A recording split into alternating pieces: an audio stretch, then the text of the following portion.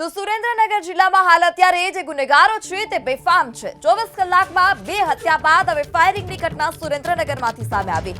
સુરેન્દ્રનગર શહેરમાં જૂની અદાવતમાં firing, bike પર આવેલા શખ્સે ફાયરિંગ કર્યું। ફાયરિંગ બાદ શખ્સ બાઇક મૂકી ફરાર થયો।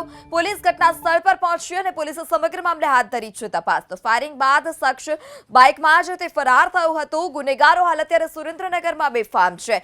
24 કલાકમાં 2 હત્યા બાદ હવે ફાયરિંગની ઘટના સામે આવી કે જૂની અદાવતમાં ફાયરિંગ થયા હોવાનું અનુમાન છે। બાઇક પર આવેલા શખ્સે 2 રાઉન્ડ ફાયરિંગ કર્યું। તો પોલીસે ઘટના સ્થળ પર પહોંચી સમગ્ર મામલે પર ઊંડાણપૂર્વક તપાસ હાથ ધરી છે કે કયા કારણોસર ફાયરિંગ કરવામાં આવ્યું હતું અને આ ફાયરિંગ કરનાર શખ્સ કોણ હતું, કારણ કે સુરેન્દ્રનગરમાં ગુનેગારો બેફામ છે।